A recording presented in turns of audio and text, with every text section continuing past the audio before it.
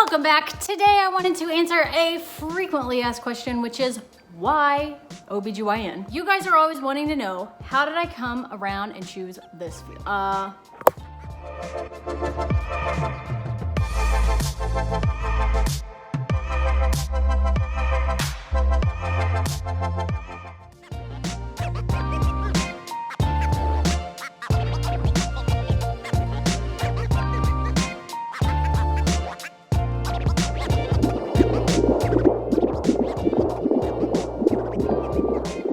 Okay, now we can answer the question.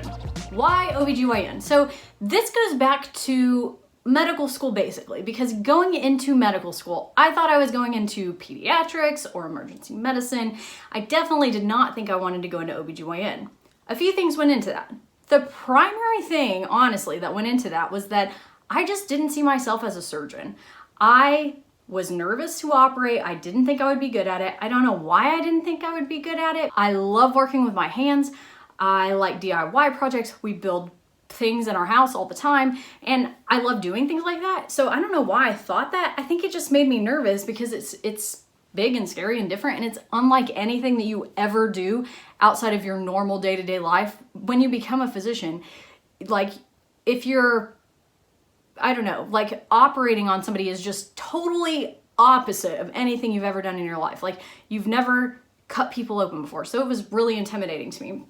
And I think I subscribed to this idea that you cannot go into a surgical specialty, you cannot go into OBGYN and still have a family and be satisfied and work a balanced amount. And that's what I had in my head. So in medical school, you do your first 2 years, some med schools are different, but your first 2 years are generally book work, and then you do 2 years of clinical work. So my first 2 years, I really loved reproductive physiology, but I also really liked cardiology, and I really liked anatomy, and I liked a lot of things. I did not really like pharmacology. I didn't really like psych, which was interesting because my undergrad degree is in psych. Oh, ugh, there's a fly in here. Hopefully it doesn't bother me. So yeah, I liked those things at first and second year, and then going into third year, I thought I would like OB-GYN. I just didn't, or OB-GYN or OB-GYN. I don't know why we say it weird here. I just didn't think it would be the one. I didn't think I'd want to marry it. I thought we might date temporarily and then I would marry emergency medicine or pediatrics. So I started my OB rotation. That was my third rotation. Prior to that, I did internal medicine, which I really liked. I liked the thinking. I liked the interactions. I loved like the collegiality and working together. It was really nice. And then I did psych, and I liked psychiatry. I felt like psychiatry was important and like world rocking and just very eye-opening, but it wasn't for me. And then I started my OB rotation, and immediately I loved it. And it wasn't just the delivering babies, because I knew I was gonna like going to deliveries. I just knew that about myself, that I would enjoy that part. But I liked the GYN part, and I liked working with my hands, and I liked being in the operating room. I just liked it. So then I started looking around to find somebody in that field who was doing what I wanted to do. I need a mentor who has a family. I couldn't really find that. There were people with families, but none of them had families in training. They all either had kids afterwards, or they had kids in fellowship or something like that. So I found a really wonderful reproductive endocrinology physician there at my medical school, and I spent a lot of time with her, and she was wonderful. I fell in love with her. She was such a good doctor, and I had trouble separating, like, do I want to do REI, which is reproductive endocrinology and infertility, a subspecialty of OBGYN, where you do 4 years of OBGYN residency after medical school, and then you do 3 years of reproductive endocrinology and infertility? Or do I just, like, do I really want to do this field, or do I really just like her? So she had kids, and she had them in training, and I saw myself in her. She was so kind and wonderful with her patients, and you could tell she just like deeply cared about everybody on a very personal level. So she inspired me a lot. And I spent a long time trying to decide, do I like REI, do I like OBGYN, or do I just like this physician? When I finished up my rotation, and I honestly had loved every part of it, I was still nervous in the OR, but I felt a little better. I knew I could do it if I wanted to, like operate and be good at it, but I still was nervous about it. We were going to New Zealand. So I finished up my rotation like a day later, we left for New Zealand. And I told my husband on the way to New Zealand, like, I'm a little sad that rotation is over. And he was like, you've been working a lot. That's weird. And I was like, yeah, I know, it's kind of weird. But I still had in my brain, like, I can't do this and have a family. That was what was in my brain. So I spent the next several months of my third year of medical school trying to talk myself out of liking OBGYN.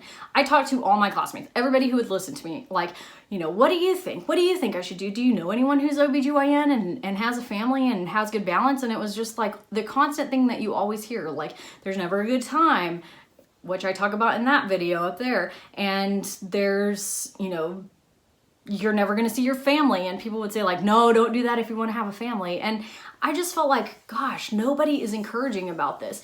And I sat down with one of my classmates who I really trusted, and she said, you know what, you were so happy on that rotation. Like, it just seemed like you enjoyed what you were doing. You were good at it. You were helpful. Like, you caught on really quick. I don't know. I mean, I know it's intimidating, but maybe you should just do what you're good at and what you think you like and worry about the rest later. And that was I don't even think she probably remembers that we had this conversation, but it was a very pivotal moment in my life in the cafeteria of my hospital where I went to medical school. And I just thought, you know what? You're right, Katie, if you're watching this. You're right. I should just do what I like and worry about the rest later. And that's what I did. I worried about what I liked. I chose OBGYN because I fell in love with it during my third year rotation, and I blocked out everybody else and whatever they had to say. Shortly after I decided I wanted to do OBGYN, I found out I was pregnant. I was ecstatic. I would deliver in the middle of my fourth year and all would be well. About 2 weeks later, I found out there were 2 babies. But long story short, I worked through it. It was a good thing. There is always a good time to have a baby. It is always going to be a challenge, but it worked out fine. And I am so happy I made that decision to continue with OBGYN and have my babies when I wanted to. It was hard. My intern year was insane, but the deciding to do OBGYN honestly came down to I loved taking care of these women. I loved being involved in their pregnancies and deliveries. I ended up truly loving being in the operating room. It was a field where we were always doing something. Even in the clinic, you're doing things. You're doing colposcopies, you're doing pap smears, you're doing cancer prevention, you're doing biopsies, you're doing exams, like you're doing biophysical profiles and ultrasounds and listening and talking to patients and seeing them a lot over the course of several months and over the course of a lifetime, getting to know women, getting to know their stories, listening. I don't know. It fulfilled every part of what I wanted. I wanted to do with my hands, which I didn't know that about myself until I got there. I wanted to listen with my ears and be involved with my heart and just take care of people and still have a chance to do things that I found fun and exciting. And OB provided all of that. Like, it was just this perfect mix of operating, being a surgeon, you know, having long-term relationships with patients, being a part of really important days. And then obviously there's this happiness factor that comes around with being OBGYN. Like, nobody ever wants to be admitted to the hospital unless they're having a baby, and then it's really exciting. I just loved it. That's all there is to it. So if you're a medical student watching this and trying to decide, just choose what you love. Choose what you're good at. Choose what you could keep reading about for the rest of your life. Choose what you could make YouTube videos about for the rest of your life. If you love educating patients, what would you be able to just sit down and talk to them about all the time? That's what you should do. I still love learning about this field. I still love the literature. I still love the patients. I still love the research. I love this field. And I think I can still say that despite all the craziness of my schedule, all the insanity of being an OBGYN, getting called in the middle of the night, being on call, weekends, holidays, all of this stuff, which PS, every doctor does that, not just OBGYNs, every doctor does that. I can still say I love this because I chose it because I was good at it and I enjoyed it on a molecular level. Like, I enjoy it as a subject. I enjoyed it as a day-to-day thing that I got to do, and I enjoyed the patients I was interacting with. So there's a whole other side to that story about how I decided not to do reproductive endocrinology and infertility, how I considered doing GYN oncology as a resident, seriously considered it, and briefly considered maternal fetal medicine, but that's a whole story for a whole different discussion. Like this video if you enjoyed watching it. Leave a comment if you have other questions or want to know more. Be kind to yourself. Be kind to yourself, to each other, to me, in the comments. Be nice, kind to each other.